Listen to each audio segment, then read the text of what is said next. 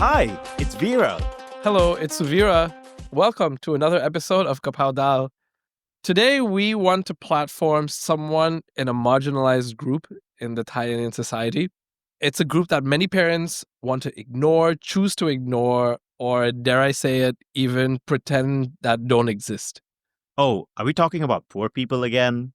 No, we are not talking about poor people today. Today, we will be talking about what it means to be queer and what it means to identify as queer. Sorry, so are you allowed to say koi?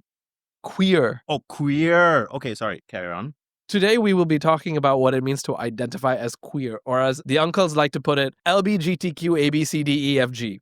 We will be discussing what that means and why the ABCDEFG is disrespectful. Vera, would you like to tell us why we want to be talking about this today? Because I believe that it is our responsibility in society to push further the gay agenda.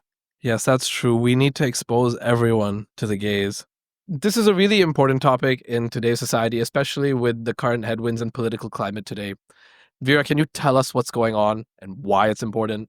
Oh, absolutely. Right as we're recording this episode, Thailand has just legalized gay marriage, bringing to a close a fight that has been going on for the past 20, 25 years, as far as I remember. This used to be a topic that was talked about when I was in university about gay marriages, equal civil rights between LGBTQ, and it is now a reality. So I'm very, very happy for them. However, that is only legal in the eyes of the state. While at the same time, we do not know, and I'll admit it, I do not know, we don't know whether LGBTQ people are recognized to be married couples in the eyes of God, or Prabhu, or Waheguru, or Allah.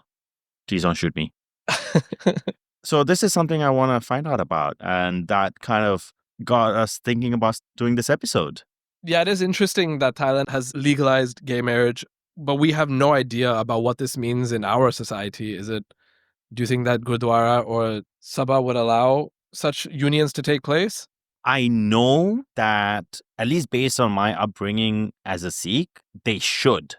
There was nothing that the Guru said that should prevent people from getting married in the Gurdwara. I imagine there's probably nothing against same-sex couples or people of different orientations in other Indian religions as well. But as part of this episode, why don't we work to find out that answer? Okay, so today, in that spirit, and also in the spirit of the conversation about DEI in the States, before we do the religion part, it's important that we understand the LGBTQ society, where they come from and who they are. There is a society. You know what? These are questions that I don't even know the answer to. But to help us navigate this and to tell us his experiences and maybe the experiences that other LGBTQ people might be facing, we welcome to the show Rakshet. Hi, Rakshet. Welcome. Thanks for joining us. Thanks for having me. Rakshet, before we continue, I want to know one thing. What exactly do all of these letters stand for? So LGBTQ plus or LGBTQIA plus is an acronym for a number of different words. The L stands for lesbian, gay, bisexual, transgender, intersex, questioning or queer, asexual, and then the plus then covers all of the other different gender expressions within the spectrum. And these are all distinct experiences that people that belong or that people that identify as these identities feel. Yes, they're all individual, all important on their own rights. They're all have equal value when it comes to an individual's expression, whether it comes to their sexual identity or their sexual expression. And what are you? I would consider myself a gay man or queer as an umbrella term. Sorry, gay equals queer? No. So gay equals a male who's attracted to other men. Queer is just an umbrella term for anyone within the non-conforming spectrum of genders or gender identity, which in that case, I mean a man that's attracted to a woman or a woman that's attracted to a man who was born cisgender. Okay. What is cisgender? Cisgender is that they identify as the gender that they were born as. So you were born as a man and you currently identify as a man. That's a cisgender male. Okay, so my friend in university was bi-curious. Does that mean they're queer? Yes. Cool. What if you're bi-curious and then you become non-bi-curious? Then you're still queer? I mean, it depends if you still define yourself as bisexual, because a lot of bisexuals, this is coming from what I know, what I've read, it's that there's no equal definition of what gender they like. So you could date a man for 8 years, date a woman for 4, go back to date a man. You're just bisexual. All right. So with that, a shout out to my friend Rohit Sharma. Told you, bro, you're queer. Welcome to the community. Your pride flag's in the mail. I'll see you in Bangkok Pride in June. Yes, absolutely. Rohit Sharma, you have our support. At the risk of getting bogged down in definitions, why is it that we need to define all of these experiences so distinctly? What does it even matter? Why does someone need to identify someone or identify themselves in such a strict term? Are these terms fluid? Do people experience one and then another? Or are you one and then you're that always? I would assume people can change the way that they want to express themselves or identify themselves, but it comes down to your identity and it defines who you are as a person. So the fact that you wouldn't want to recognize that takes away from their identity in this world and who they are, and as much as they are important in society as anyone else. I really like how you use the word identity, because as people of Indian origin, identity is just as important for us. And I know within our society, the same applies to religion as well, where we are proud to be identified as people from a certain religion. Absolutely. I mean, I could name a number of people who, if you went up to them and you called them Pakistani, they'd get really upset if they were from India, because their identity defines them as being Indian. The same way my identity defines me as being gay or queer, not heterosexual. It's just part of who I am, but it defines the intersectionality of my life. Before we start, Rakshet, man, I almost forgot. This has been such a riveting conversation. I forgot what we do before we begin. Rakshet, welcome to Kapow Dal. What is your favorite Thai Indian dish? This was a very interesting thing to think about. My favorite combination of the two cultures would be like a tandoori fish with seafood sauce, because you get the flavors of the tandoor from Punjab, but like the spiciness of a seafood sauce that you don't really get anywhere else in the world. That does sound absolutely delicious. Nice. If Red puts this on their menu, I expect royalty payments. I'm pretty sure Red already have something like this on their menu. In fact, you probably tried this from a Red catering dinner. I'm a bit confused though, because when we were inviting Rakshet over and Suf and I discussed, we're going to have a guest over, he's going to be gay, he's going to be queer. I expected the food to be a bit different, but this just sounds like regular Thai Indian food. Did you expect flamboyancy? Yes! You just like my plate to come with fire and smoke. Let's go to a cocktail bar. 80% of the time, my drink will either have a umbrella or come with smoke or be in the most gay glass in the bar. Oh, we'll be serious now. Is there a letter for this as well? I think it's just a thing that's known. If you're gay, you're most likely ordering the most flamboyant drink at a bar. What's the most flamboyant cocktail? That one that you can order off menu? One that you would order. Oh, I think I would just always order pina colada. That is not flamboyant. My wife orders pina coladas all the time. Radhika, welcome to the LGBTQ plus community. I'll see you at Pride in June. Clearly, I have things to be fearful of. So, Rakshet, we took in some questions from our audience before today's episode.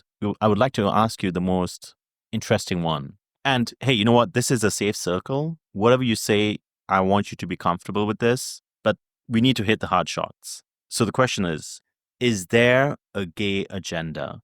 Oh, absolutely. Do you not know Elton John controls the entire world with Chappell Rowan by his side? Do you know who Chappell Rowan is? I do not know who Chappell is. Pink Pony Club.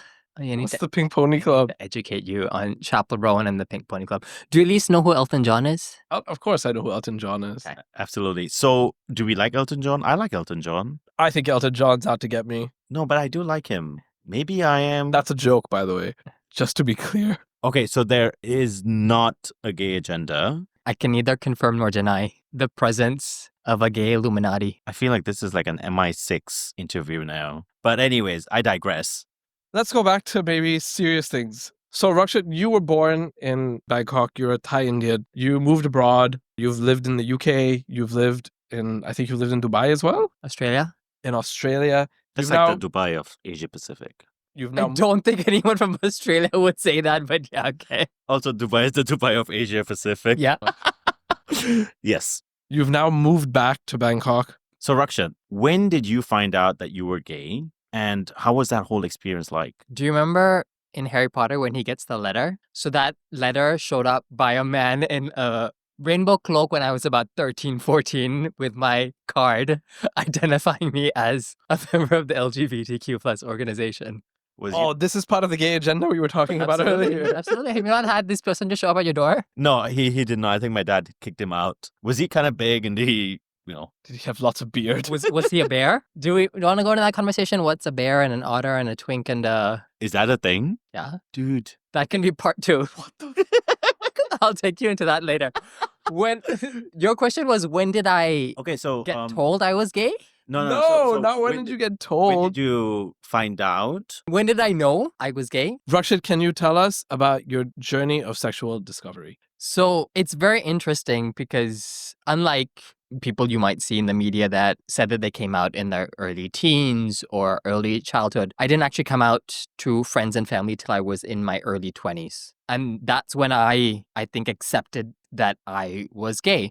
But growing up, I think through middle school and high school, I'd always had inclinations. You know, you always take a little bit longer when you walk through the underwear aisle of the mall because you see all of the 6 to 8 pack men in the underwear aisle. Or Yes, that I did that a few yeah, times as well. absolutely. Or But, you with the female one, I used to get nervous with the lingerie for sure. with yeah. the guys or the girls? With the ladies. With the ladies. The lady mannequins. Oh. See, the male mannequins are just not anatomically correct. There's just nothing underneath there. There's just no point. And that's why you used to enjoy the male No, aisle? this is the new discovery that I've had. Or you'd watch TV shows and you'd see yourself being more attracted to the man than the woman, or even if it came down to porn or like dirty magazines, you'd be more attracted to the male anatomy than the female anatomy. So you'd watch regular porn, but you'd just be watching the guy more. To begin with, yes, and then I realized that it's a waste of my time. I don't need a woman. In Yeah, this right? thing, it's just a waste of bandwidth. If you remember early 2000s when you had to sit and wait for photos to debug, why would I wait half the time for body parts that had no interest to me? So you first discovered this in the early 2000s?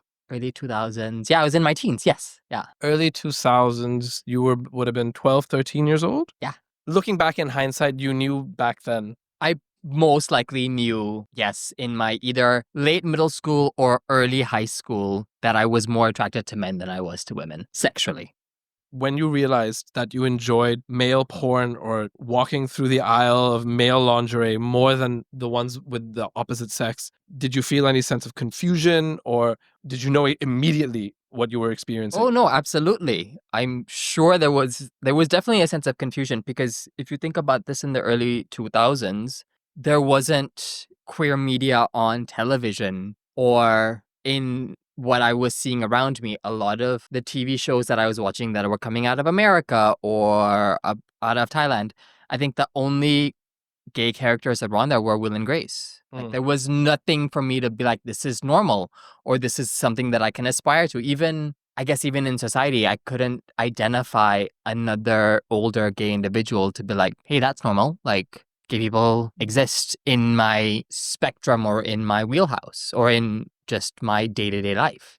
Did that confuse you, or did you know what was going on? I don't know if it was confusion. I think it was more of it took me a lot longer to understand what those feelings were. Because when I say I came out in my early 20s, I was studying in Australia.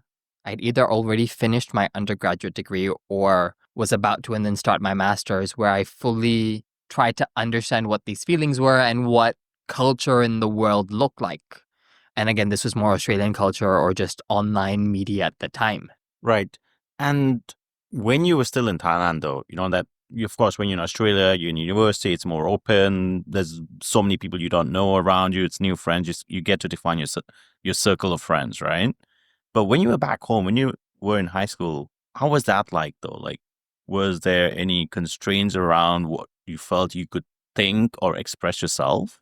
I guess in regards to expression, not so much in school per se. I can't really think of how people individually express themselves in school. We all had uniforms. We weren't really allowed to change out of that. I guess your main expression was if you were seeing somebody, and dating wasn't a thing for Thai Indians as much.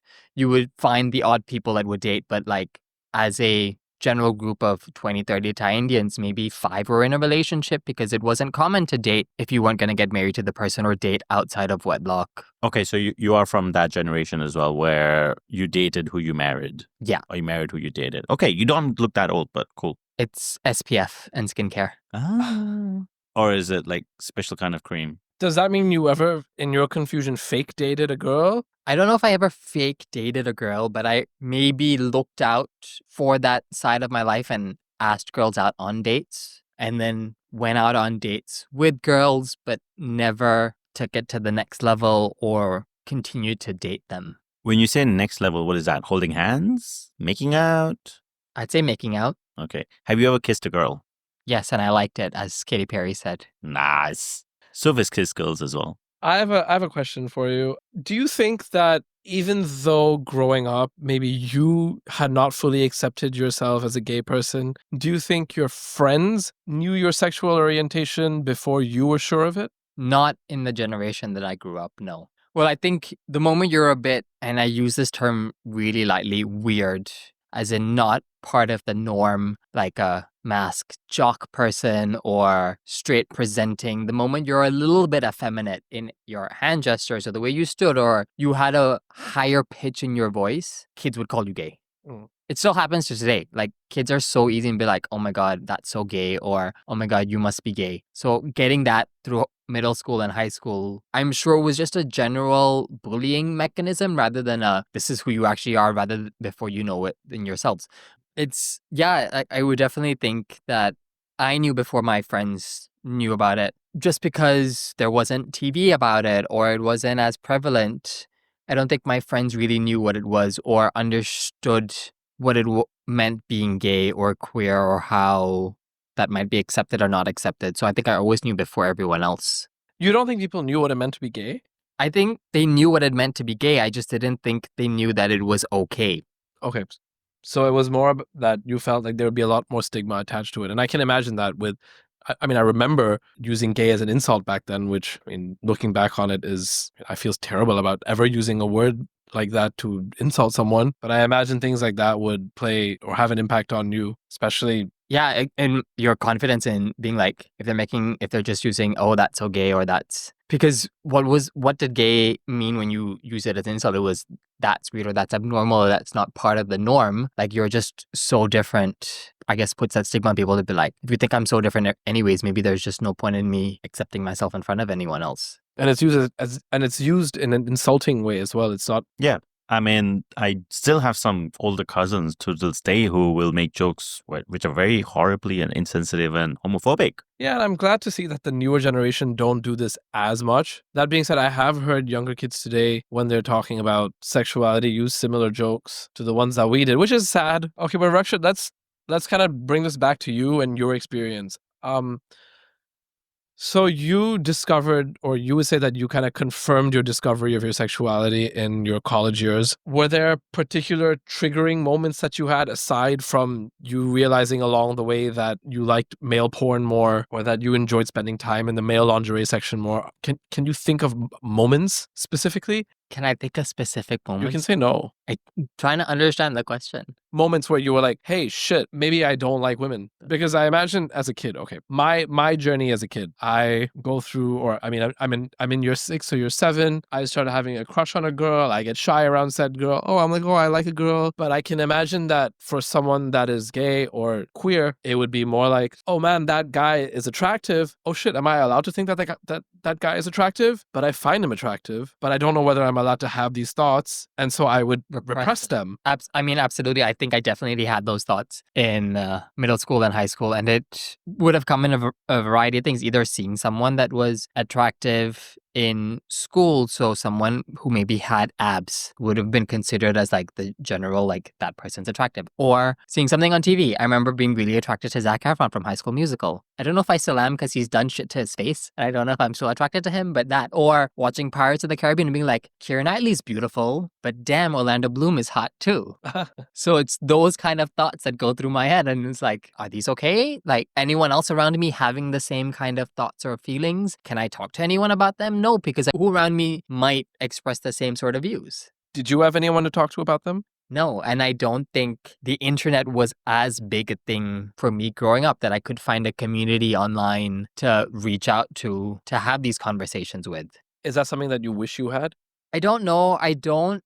Going back on my life, I don't wish I changed anything because I think that's defined who I am today. But seeing kids nowadays having the option to reach out to people through social media and build a network and find safe spaces to have these conversations, I think is a great thing. Cool. All right. Now, the question on everyone's mind. Sometime down the line through your teenage years into your 20s, you discovered yourself. What do you call it when you tell your family about it? Coming out. Coming out. How was your coming out like? Was it like, do you throw a party or something, or is it more private or? I never felt the need to quote unquote come out because I always felt that it was a part of who I was. I wasn't something that I needed to announce. And it comes down to, do straight people have to come out and say, I'm attracted to a woman, I'm attracted to a man as a straight person? It doesn't need to be a gender reveal. No. Oh my God, let's not go down the idea of gender reveals because I think gender is a construct and I don't want to have this conversation. Because, I mean, for kids like babies, gender reveal. yeah, That's but what I still think gender is a construct and you shouldn't impose a gender on a child. Okay, a before sex they can- reveal. A sex reveal. We'll call it a sex reveal. That's fine with me. Are you born with a penis or vagina reveal? That's what it should be We'll called. call it a sex reveal. So coming out, we don't have, so you didn't have a coming out reveal. No, but I felt that I needed to tell my mom and my sister before I told anyone else. Okay. How did you go about that? Sat them down on my mom's bed and was like, I think I'm attracted to men. Like, I think I'm gay. Were they surprised? Were they shocked? Were they supportive? I go back in my memory to this like moment quite a bit. And I think there was a little level of shock, a little level of I've always known kind of a thing, because I really think I was a very flamboyant child. And I'm sure if they look back on it, like they could have been like, yeah, my son's definitely gay. Like, which of your friends knew the choreography of the entire High School Musical movie soundtrack? Like, just things like that. But I think it still took them a bit of time to accept it and understand it. And I would have said it took years to us to get to a level where we're open enough to have a conversation about who am I dating or who I want to marry and where I want to take my life. It wasn't an immediate thing. So when you came out to your mom, did she cry? I don't think she cried. Was she upset? I feel she was a bit taken aback, but not because of how I was living my life or who I was. But as a mom, it's the safety aspect of it. You always hear in the news of gay people being mistreated in the workplace, of being fired for being gay, of being attacked. So it came down to, is my son going to be safe living the rest of his life? Okay.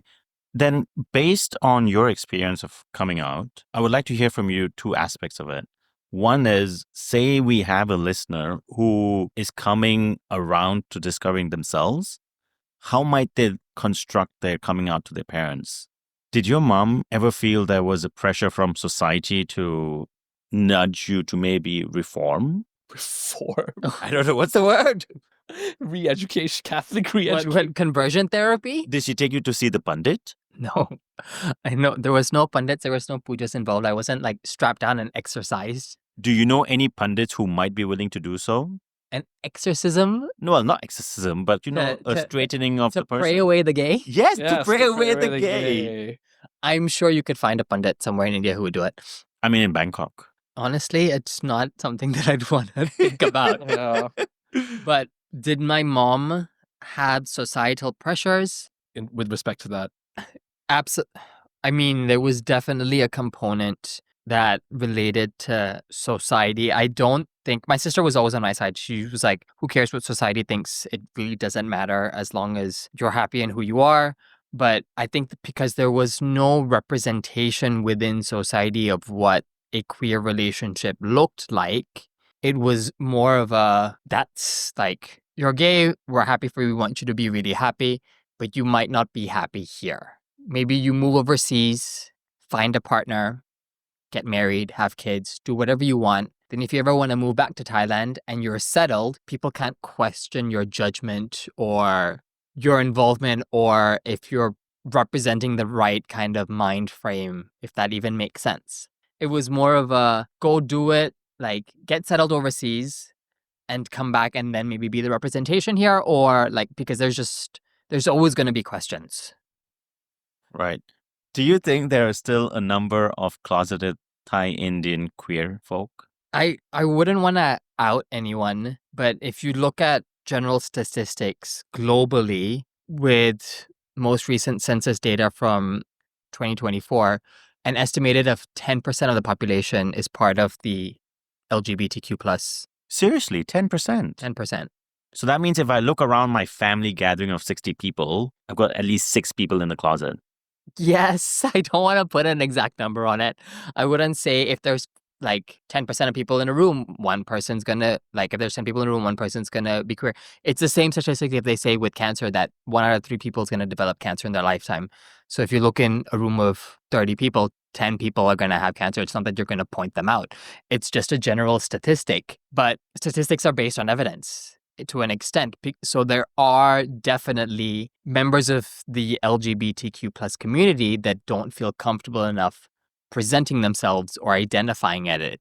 I'm trying to guess now whether it's my grandfather or one of my uncles. Have the statistics changed over time? Has it been that it's 10% today, but it was 5% 20 years ago? Yes, you can see an upward trend, but that's because I think the younger generation that might make up more of the census data are more comfortable saying that they're part of the community. So correct me if I'm wrong. The uptick in identifying as not cisgender, non-hetero is due to the stigma being, the decrease in stigma attached to being queer, as opposed to The gay agenda. not the gay agenda, but like, Yes, the decrease in stigma. so my okay, to rephrase, the number of queer people in the world has always been the same. It's just that more people are now willing to identify as queer.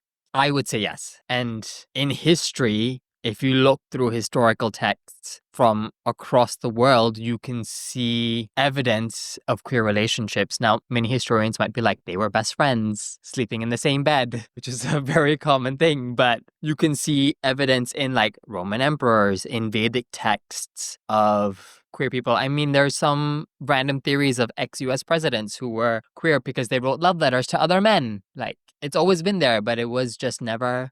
I don't think anyone denies that queer people always existed. The question that I get from parents of young kids is, why is it that in liberal schools, in left-leaning schools, kids are more likely to identify themselves as queer? And as a result, if it's a societal thing, then maybe they should just send their kids to less left-leaning schools where such liberal thought isn't Encouraged? allowed. Because they'll be caned and whipped by the priest. And then sexually abused? Hey, might as well go for the full shebang. It just comes down to love your child however they want to live their lives. If they feel comfortable enough in an environment where they can say, my name's Nick, but I actually think like I prefer Nancy, and they're willing to accept that of themselves, why shouldn't you accept that of them? Okay, so just to be clear, let's say there are two schools. There's a liberal private school on one hand, and there is a conservative public school on the other hand, on the other side. In the liberal school, you have 10% of students that identify themselves as queer. On the conservative side, you have 5% that identify themselves as queer. You would say that there are 5% of people in the conservative school currently struggling to identify themselves with the reality that they're facing. I don't want to throw under the bus, but yes, I would say yes. If we're using the census data that I would say yes. Okay. Yeah. And then there's evidence, or there's been past history examples where individuals have really tried to block out their queerness and then have taken it out on the general public by going after other queer people because they weren't able to accept themselves. If you think about like McCarthyisms in the US, and when they went after queer people in US government, it's because the individuals who started it were queer themselves and they just couldn't accept it, or they didn't think people could accept it. Right. So taking this back to personally on your situation, I'm not saying you're an expert on all matters coming out, but I would imagine someone listening to this might experience some sort of discovery where they realize that, hey, you know what? I am part of the LGBTQ community. In which case, any words of advice you might want to give them on coming out? Everyone's coming out journey is individual. Do it when you feel most ready. Not saying you have to come out when you're 10, 12, 15. before any specific time. And I think find allies who will be in your corner when you actually have to come out. So if you have to come out to a sibling first to know that they will then help you have that conversation with your parent, do it. If you have to come out with your parent first because you know that they'll care more about the conversation when you have to come out to the rest of your family, go for it. If they do it with your friends initially to then find the confidence to do it with your parents, it's really an individual person's perspective and where they feel most comfortable. But there's no rush. There's no, I have to do it by X date or I'm not going to be able to experience my life. It's just that I hope that you feel comfortable enough in your surroundings to not be afraid of what reaction comes from you coming out. I see. It makes me feel like as a general heterosexual individual, I'll just take my life for granted because these are so many experiences that you talked about, that things I never have to think about at all, like coming out at steps and all this stress and tension. Like, yeah, I can imagine if one of my kids was gay, like I would want to make this as smooth for them as possible. So imagine one of my kids is gay though, and one day they do come out to me. How should I help them or have that conversation with them as a parent? Listen to what they have to say. Don't jump to a conclusion about, oh my God, they're never going to get married. Oh my God, they're never going to be accepted into society. Oh my God, my family name's never going to be continued. I'm never going to have grandkids. Because all of these questions have solutions if you actually sit down and think about it. Listen to what they're trying to say. Understand it from their perspective, because it's really difficult for them to have that conversation with you, because them coming out to you could be the first time that they're accepting it for themselves and verbalizing it. If they haven't done it in another forum, if it hasn't been online or with some of the other friends, it could be the first time out loud they're saying, hey, I'm queer, or hey, I'm trans, or hey, I'm gay, or hey, I'm a lesbian. Listen, because as much as it is really hard for you, it's as hard for them. Right. Well, not as hard as the belt I'm going to whip them with, but sure. Jokes aside, Sure, let's call it a joke. what would you have an issue with your kids coming out to you? No, not really. Maybe if they come out when they're 35, I'm like, bro, what the hell? I would have been more disappointed in myself in not having created a safe space for them to have come out earlier. So your issue would be more about why they didn't come to you sooner, and you would actually blame yourself more than you would them. Yeah. Or maybe, yeah. Rakshet. Recently, at a reputable school, a transgender teacher was invited to come read their book to the kids, which I think is amazing because you have an esteemed author here, right? However, some parents were not so happy about it because they felt that their kids shouldn't be exposed to the concept of people of different genders at such a young age. Do you have any thoughts on what might be the cause and how realistic is this concern? Can my kids, having been exposed to transgender people, pick up the wrong notion of their own sexuality? Oh, absolutely. It's like COVID. You need a vaccine. Have you not vaccinated your kids against LGBTQ plus yet? No, not yet. And is that the pundit's injection? You mean the priest that sexually abused kids as children? Yeah. Yes, exactly that. What's the key question though, Soph? The key question is, it's half mocking the fears of parents. Because like you said, do you need a vaccine against the LGBTQ? Are we using that? Yes, great. Okay, I love it. That's great. That's great. And just curious, right? This notion of vaccine, would that work on religion as well? To protect my kids against the priest?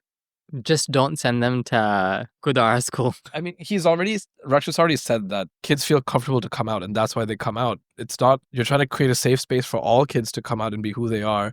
Just because you're exposed at a young age to such concepts doesn't mean that you're going to be more likely to be gay. You're either gay or you're not. And knowing a transvestite author as a child isn't going to determine your sexuality. Transgender. Knowing a transgender author at a young age isn't going to be the determining factor in your sexuality. So can I ask you, right? What is the key concern here? Is it the concern that kids should not be introduced to the concept of multiple genders as a 6-year-old? Or do we not want them exposed to transgender people in positions of power? Can I clarify something? A transgender is not a multiple gender. It is someone who was born as one gender but identifies as another. Okay, so I think you've hit the nail on the head right here. Okay. I think that the key concern for parents that I speak to is the idea of nature versus nurture. The understanding of parents that have concerns place more value in the nurture aspect of sexuality. The ones that tend to not bother or have any concerns are the ones that believe in the nature aspect of sexuality. The ones that are concerned that their kids will become queer because of the exposure versus the disposition. I'm not saying that it's right or wrong for a kid to be one way or another. Maybe a parent can have desirable outcomes for their child, but that is where the concern comes from for parents, because most parents that I speak to don't want their kids to be queer. Without judgment as to whether that's wrong or right, their concern comes from the exposure. You don't want to expose your child to something you don't understand yourself. So if you don't understand the process of coming out or what that can mean, again, it comes down to I don't want my child to go through it because I don't know how to help them. Like if your child comes to you and you're straight and be like, I'm gay, you really can't help them in a sense to understand that because it's not something that you've inertly gone through. So it's a difficult thing for a parent to be helpless in a child situation. I think it comes down to that, to being helpless in understanding it, whether that manifests in different ways in which society puts pressures on you or the acceptance of it or whatever it can be. I think it can show up in different ways, in ways that you want to then police or educate or police your child's education. So the idea should be to create a safe space for your child. Yeah, because if my child went to school and saw a trans individual being an author and they deep down knew that they were trans, it then shows them an avenue to be like, hey, I can still succeed in society. I could still maybe be an author. I could still maybe be a politician. I could be a leader in media or in society in a sense that they might not have had the exposure, which is, I guess, the same thing for any queer individual. You want to be able to see representation in corporations, in the world, to show that, hey, I can succeed as much as anyone else. All marginalized groups need representation in positions of power. Exactly. So, Rakshet, Thailand legalized gay marriage. Will you be enjoying those benefits? If I was seeing someone, then maybe. You're not seeing anyone at the moment? No. So if anyone wants to slide into my DMs, please go right ahead. What is your DM? At Rakshet? At Rakshet. That's it? Yeah. All right, at Rakshet. IG him, guys. Is that a thing, IG him? Yeah. Do people say that or is it DM him? DM him. DM him. This is not a gay thing. This is a Vera being old thing. Oh, shut up, you. And your longest term relationship, how long term was that? 6 months. And did you harbor thoughts of marriage at that point in time? Maybe not at the 6-month stage, but I've always thought about marrying someone. There's no way you haven't thought about marriage being in Thai Indian community. Oh, absolutely. Like every time you attend a wedding, you always imagine either spending that moment with somebody else or even traveling. You always kind of want to spend memories that you make with a partner. Right. So you do plan to get married someday. And now you can in the eyes of the state. But when you do imagine that wedding of yours, that beautiful fairy tale wedding, can you tell us about it? Like, how do you see yourself? I mean, every young girl grows up thinking about their wedding day, don't they? Absolutely. Yeah. I mean, I've always imagined or pictured my wedding at some point. Something romantic, something multicultural, something multicultural with people from different walks of life where I can show them aspects of Indian culture because I think Indian weddings are literally the best types of weddings anyone can attend globally. So you mean like the white people going like, oh my God, look at those colors. So bright, so flowers. Before that, though, do you think that you would get married to an Indian? I'm open to the idea, but regardless of who I get married to, my wedding will have Indian aspects to it. And you do aspire to be married. You don't, like, or would you just want to have a long-term partnership? I think it comes down to the conversation I had with my partner. The idea of a wedding to me would be more beneficial from a state perspective, from being able to make judgments for them if they were sick in hospital and they couldn't sign documentation, or joint assets, or both being listed on our children's birth certificates. It would come down to more of a, I don't want to say contractual thing because I don't think marriages are contractual in any sense of the way. It's more to protect both of ourselves down the line. And you're Hindu, right? Yes. So would you want to get married by a pundit walking sat fairies? No, because I never pictured in my head how you would do that with two men. Who would be the one in the front and who would be the one in the back? And then when you would swap, who takes the lead? So you can take turns, right? Ultimately, yes. Or you make the mandap wide enough that you walk side by side. Because ultimately, for me, a marriage is a side by side partnership where you're equal 50-50, where everything comes down to an equal partnership. But when I thought about it, it might not have the South Perry point of view, but I always loved the idea of a Jaimala where two families come together. So I always thought that could be some way to incorporate the Indian aspect to it and then maybe just exchange vows. Have you ever felt alienated by your religion? Like in the way that you're describing the mandap is not big enough, you would like to walk side by side. I'm assuming you haven't seen these things happen in the past. And you talked earlier about not having role models to aspire to. Alienated, no, because I feel things can change. So if it ever came down to my time, I could potentially define the way that I wanted to have these rituals done.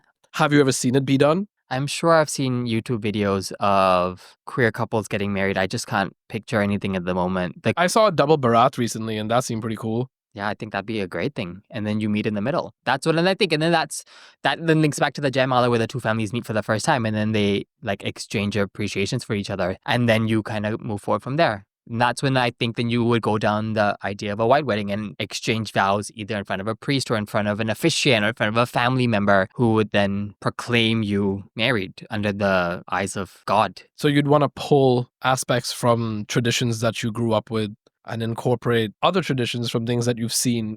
Yeah, absolutely. And in my head, I was always going to marry a white person. I don't know why. I think it's because growing up, it was always most attractive features were white features in media. So in my head, I was like, how can I combine two things together? Again, if I end up marrying an Indian person, it would just have to be reconfigured and then see what both parties want.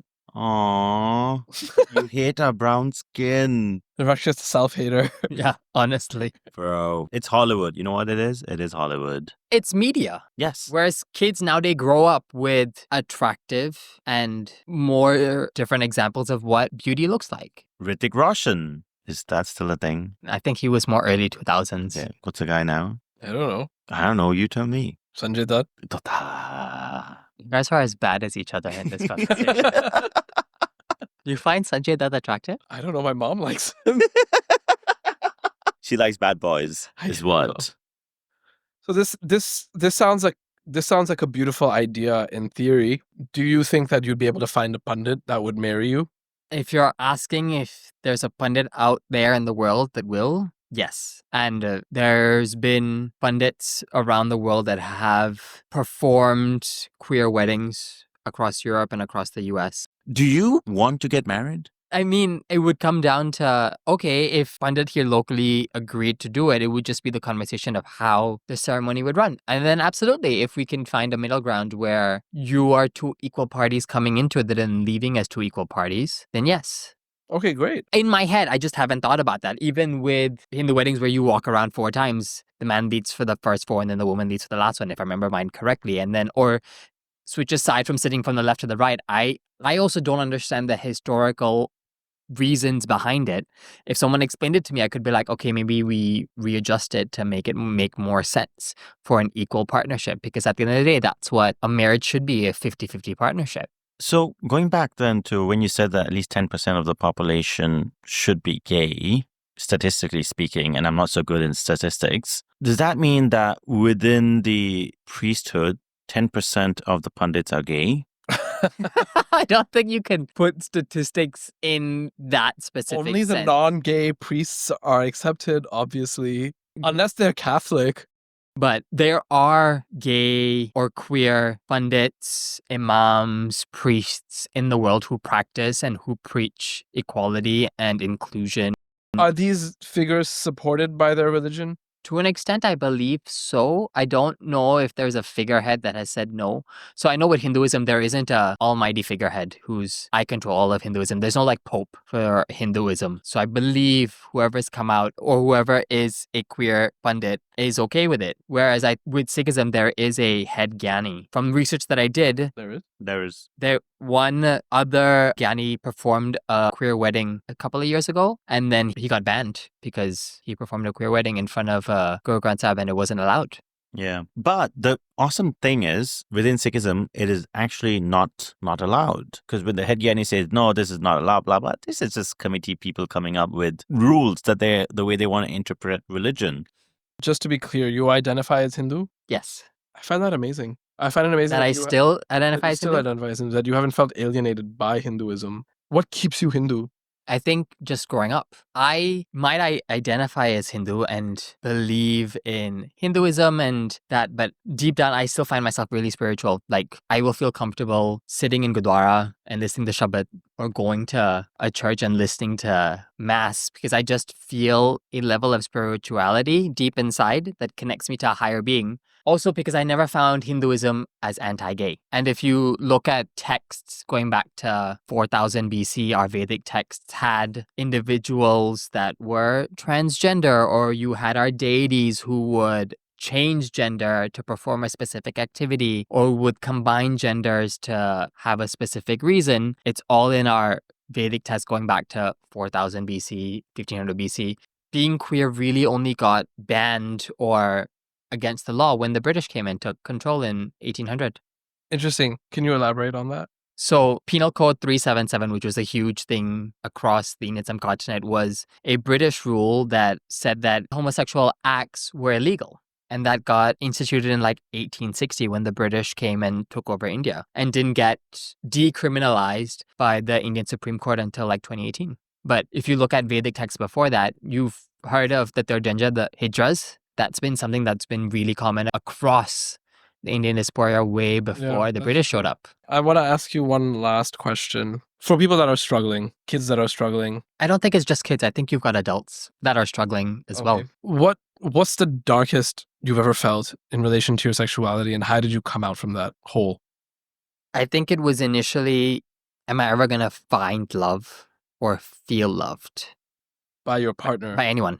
Even your family? Yeah, by my family, by my friends, because growing up, I never saw representation around that meant the way that I wanted to live my life was acceptable.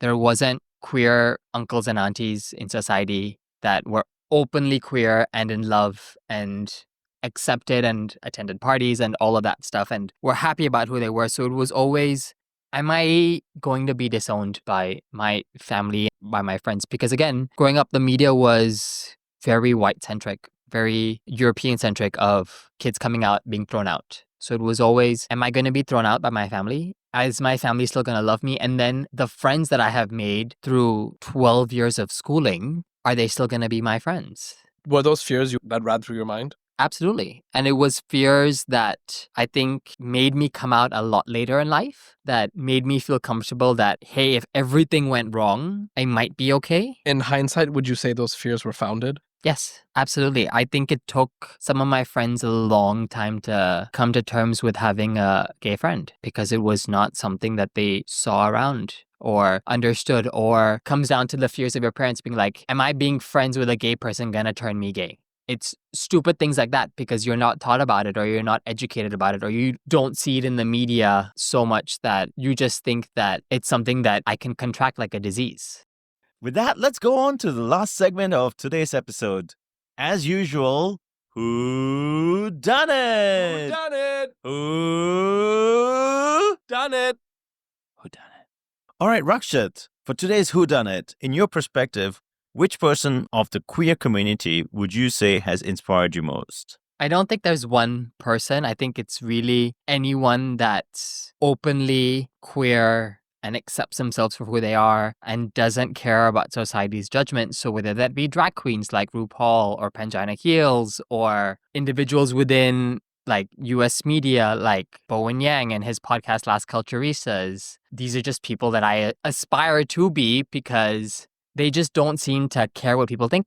And they just live their lives authentically. And then they help other people live authentically as well. And these, you would say, are the role models that kids should look up to, should they be feeling Yeah, absolutely. troubled? I think every kid should have a drag queen role model. That's amazing, man. I totally agree. Even if the kid is straight, they should, because no matter who you are, what your sexual orientation is, you should be true to yourself. Absolutely. But looking at this on the other end of the spectrum, who on the whole DE&I matter, that stands for diversity, equity, and inclusivity. Inclusion. Sure, let's call it inclusion for ease. Thank you. So diversity, equity, and inclusion. Who in the current discussion do you think is not a good role model? You can't say that. Who do you hate? That's not. Who's doing it wrong? It Who's has to be doing more D&I natural wrong? than that. You know what? Let's surpass this. So you've talked a lot about people that are flamboyantly gay, that are true to themselves, that represent themselves in an authentic way. Are you saying that there are people that aren't authentic, that are people that are fake? I wouldn't say people would call themselves fake. I think that even within the LGBTQ plus community, there are certain individuals who think they rank higher than others.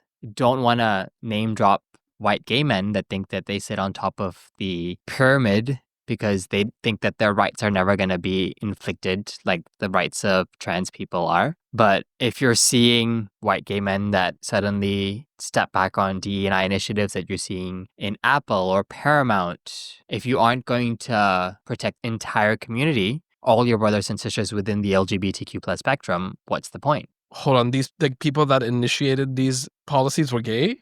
They might not have been the initiators, but the current CEOs of those companies that are gay are currently stepping back on these initiatives that protect the community that which they belong. Which companies did you mention? Apple and Paramount. So Tim Cook is gay? Tim Cook is gay? And Tim Cook is actively now against DEI initiatives? He's against the gays? Are you trying to get me banned from Apple? It's a fine line. I think the political climate in the US has people being more protective of the words they use in regards to inclusion. I don't know what goes through his head. He could still be rewriting policies to help individuals within the DE&I spectrum or fully revoking those policies across his company. I don't know. I haven't done the research. Did Apple have a better design than Samsung because Tim Cook is gay? No, because I'm not even gonna. Because he supported DEI. I'm not gonna even go down those kind of jokes about Korean men, but it's fine. About Korean men? Oh, that's where I didn't see you going there. Wow, okay. Wait, but just so we know, what about Korean men? Nothing. Absolutely nothing. No, because I know that. I know what you mean when you say nothing. No, because Korean men try to they try to project Minimize. they try to project a very strong sense You have of to magnify. masculinity. Are you saying Korean men have tiny penises? I didn't say anything. I wouldn't know. I have one last question for you. Given the current political climate and the things that you were talking about with companies like Meta, Apple changing their policies with respect to DEI, do you think that schools could do the same thing? Do you think that we would have less education on DEI, less respect for DEI? Absolutely. I can't comment on schooling here, but in the US with book bans, where you're getting books that talk about any sort of inclusion being pulled. And the most recent one that I heard was a children's book about a young girl who's a redhead and has freckles and learns to love herself because she has freckles, getting pulled because that's talking too much about inclusion, where it doesn't mention gender, sex, or anything at all. Of course, that's going to have an impact on what your kid's education is.